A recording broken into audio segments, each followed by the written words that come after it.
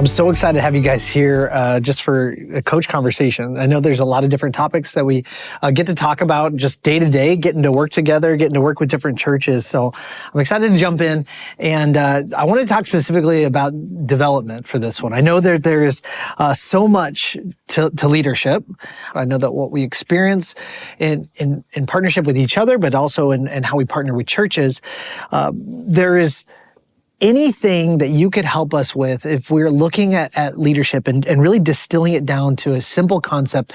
What comes to your mind first and foremost? Yeah, I mean, there's a lot of definitions of leadership out there. It's a complex thing, but I think to be very practical with it, I think it's about relationships and results. So relationships are the foundation, the bedrock of everything we do. And relationships, I think of it as relationships are the bridge that we build that results travel across. Let's say if I've built a relationship with you, or if we're working together, or you're on my team and I build a relationship with you, then we can now start talking about things that are great and things that maybe are challenges that we need to develop in you. And when you hear those things, they're going to come through the lens of Phil's here to help me get better versus does Phil care about me? Does he love me? Does he think I'm competent? Because if I haven't built a relationship and I just come in with improvements or with criticism or those things, then there may land. And there's a lot of other reasons for that, but it's relationships really become the foundation for all good things.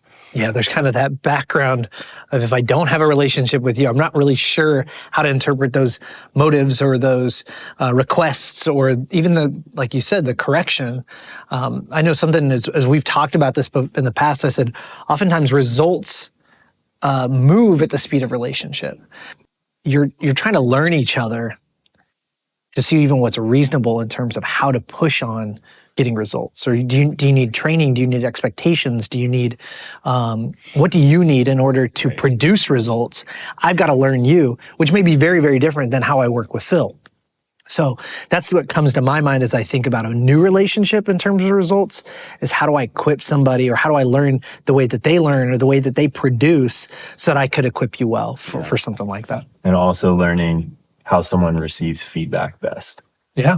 Because that can be different too. Some people respond to tough love. They respond to real direct feedback. Some people need to be, they need a more tender, hand to kind of guide them along. So I think it's important to just have an understanding of what the relationship is relative to the person that you're talking about. I think you can reasonably expect someone to do their job right away. I don't think we need to have a long delay period where we have to have gone to coffee so many times before I can start to hold you accountable. Right. If it's in the context of, a job someone has signed up for. But I do think the relationship of the kind of feedback and how intensely we can maybe push on someone, I do think that comes with increased relationship over time. There's a story you've told before that you've talked about this concept in a corporate setting, and somebody told you, like, my private life is my private life. Nobody needs to know who I am or what I do. Like, that's not their business. How does that impede getting results and the unwillingness to create a relationship or to be open to a relationship? Yeah, I mean, I think you have to respect somebody's privacy on their personal life, but I think the line is, I think there has to be an openness to who I am and how I'm wired and, my personality type, whether it's, my strengths, my Enneagram, those kind of things. Certainly, like, sure. I don't know how we operate together if I don't know how you've been gifted and kind of, I'd love to get to know you and support you and pray for those things in your life. And I think it's always best if you can have an open relationship like that. So you can actually, we like to say, and a lot of teams do life together, if you will, right. But I think there is kind of a minimum standard of, we have to be able to at least know how God's wired you, know what, your passions are, to be able to lead you, so I can put you in the places that you do your best and I can help you get to your passions. Yeah. I think if there's a wall there, and in that particular case, it was just kind of like, you don't need to know me, I'll come in, do my thing and go home. I don't know how we can collaborate and be better together if it's that close. Yeah. Practically, Craig, where does this relationship building happen? How does it happen? Yeah, I think there's always certain things you can program in that might expedite the relationship building process. We can go to lunch. I can have you over for dinner. We could do a team offsite in a cabin or something like that. All those are good things to do. But I think the better way and what will be most effective over the long haul is figuring out how to incorporate relationship building in the regular rhythm of what we do. Yeah. It's not something that we always have to schedule an event around. This is where relationship happens. It's how can we be relational within the scope of what we are always doing together, even within the work. So I think the best teams that work together have a sense of camaraderie. They know how to have fun right along the way with what they're doing and the mission that they're accomplishing. Yeah. So we talked about how relationships help enable the process of getting results, but I think the opposite is also true.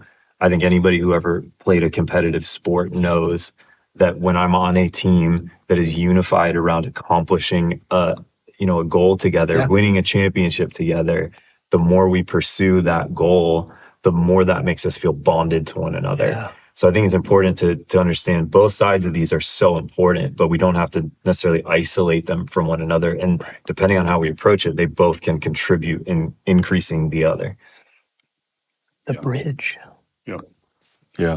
And I think going back to what you said earlier, Greg, which is a great point, is, that people receive in a different way. I think the interesting thing is I think we're wired in a certain way, going back to what I would call challenge and encouraging, and uniquely, most of us lean in one direction pretty heavily. So like you're either a challenger or an encourager, and we tend to give what we want. So if I'm a leader and I like encouragement, I'm going to probably encourage my people a lot.